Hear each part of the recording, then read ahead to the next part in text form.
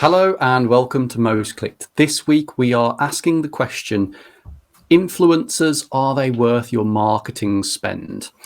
Thank you to all of our subscribers, and if you are interested in today's chat, please consider dropping us a like. For now, Kyle, influencers. So we're asking this question of, are they worth your marketing spend? But I imagine that there was a Most Clicked story from your newsletter behind that. Would you mind filling us in on that? Yeah, I mean, this one's more to look at the current influencer economy, if you like, or the creator economy. I cover it quite frequently nowadays, actually, because it's a place where quite a bit of marketing spend is going. And this story in particular revealed which channels are the most popular for influencer marketing spend. And surprisingly, TikTok is not at the top, which you would think it would be, given that that's where all the user attention is going at the moment. I think TikTok right now has 3 times the engagement of Instagram. So you would think that the marketing money for creators would follow, but that's not the case. So Instagram remains the top destination for influencer spend, followed by YouTube and then TikTok. And beneath that is Facebook and Meta creators and stuff like that, which we don't get a look in. But looking at that, it is really interesting, and maybe those stats follow suit of other reports that I've read. But in terms of how much creators are paid, i.e. how much revenue they generate from various deals and the way they monetize their content, TikTok is actually terrible. They're not paying their best creators even a fraction the amount that YouTube pays theirs. If you're a top 10 creator on TikTok, you don't even scrape into the top 10 highest paid creators on YouTube. So, you know, this influencer career and these creators' careers, they're definitely not created equal, depending on the platform that you're on.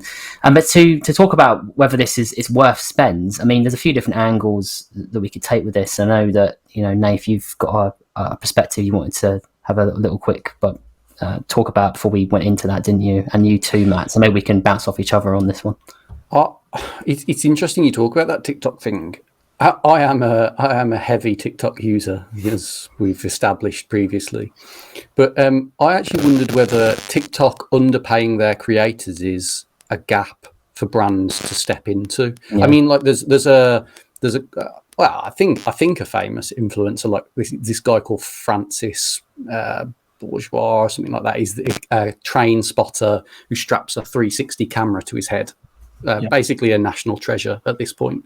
And he's getting deals, like big deals, like Gucci, Adidas, like huge deals. And like, okay, TikTok might not be paying him very well, but I imagine Gucci's paying all right for him. I'm sure I saw him at the Super Bowl or something. I'm sure that he was paid to go to the Super Bowl or something like that, some big sporting event. No way. He's killing it. I wonder as well. I am not on Instagram, but I wonder whether it's like a generational spending thing. Because I was going to make the dastardly quip of, Facebook creators, don't you mean boomers? And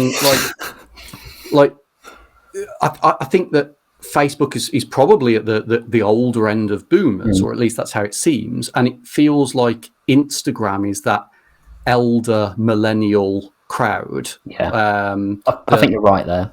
And I think it's like that's what they use. So that's what they think, oh, well, I should put spend on that.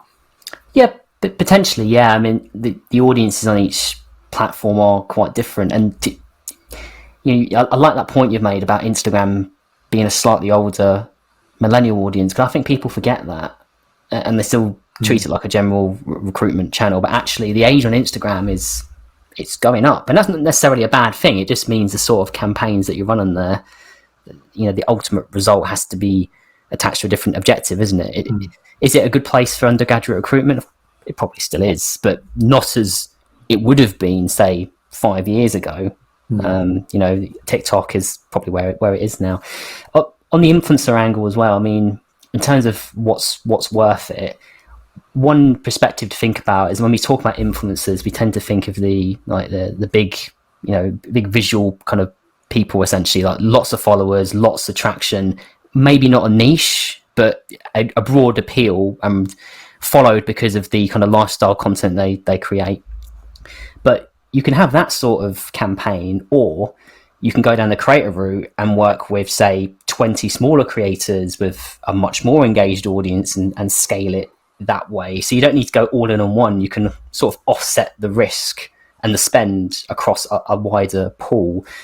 And there's a few campaigns that have done that recently. One in, I think, Biden's midterms in states. Like, he looked at swing states and some smaller creators in those states with like a decent following, and ploughed money into those areas, rather than going with like a few key influencers that might have a broader appeal. We looked at ones that can actually swing the tides for him. So there's some pretty high profile people working with creators in that regard. And I think for unis, that's where the future lies, really, especially when you're growing like your own in-house creators, or you're working with students who have those crazy followings. And I think we spoke about this before, haven't we, about Chichester and how their content producer works with only a small team of students, but between the three of them, these students have like 500,000 followers and get crazy reach on those posts. You don't see that content because it's posted on their channels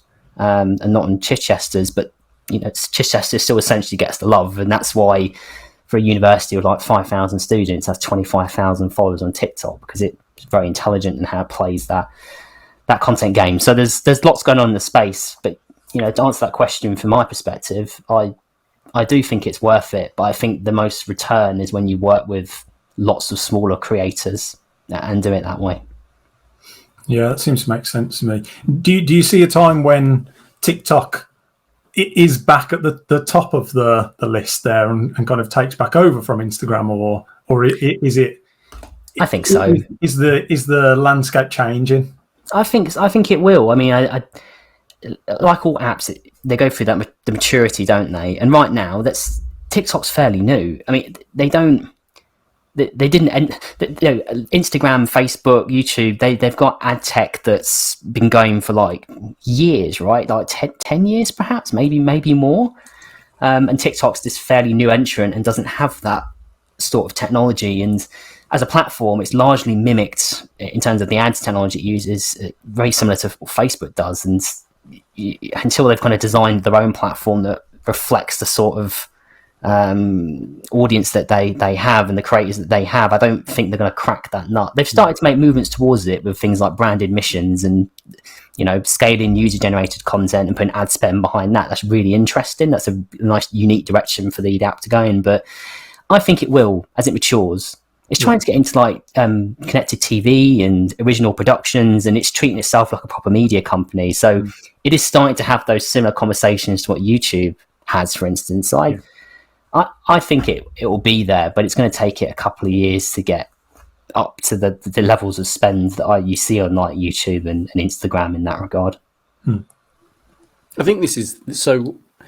Am I right in saying, Kyle, that what you're saying here is that it is all about understanding your audience and understanding the channels that they use and being targeted? It might be that, I don't know, let's say that if your Falmouth, for example, has great computer games courses, so it would make sense to me to go and look at influencers on Twitch, for example. But there's no way that you'd go and find a Twitch streamer for accounting. I mean, who knows?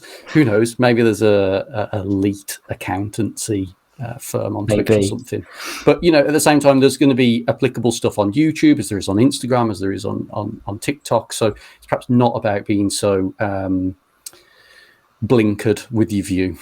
Yeah, I think you're right. And if you're like your example there, if you are doing video games and things like that, it makes sense to search out a social platform that reflects that, isn't it? And Twitch in that case would be a great idea. So yeah, look, understand what your audience want and choose the platform which you connect with them on. Didn't you make the point about millennials being older, didn't you, on Instagram? So yeah, again, what campaign are you running in that space? Absolutely. Well, how about that? That feels like a pretty cohesive takeaway. No apologies required this week. Excellent stuff. Well, thanks both again for your time. Thank you once again to all of our wonderful subscribers. If you've enjoyed today's chat, please consider dropping us a like. And for now, see you next week.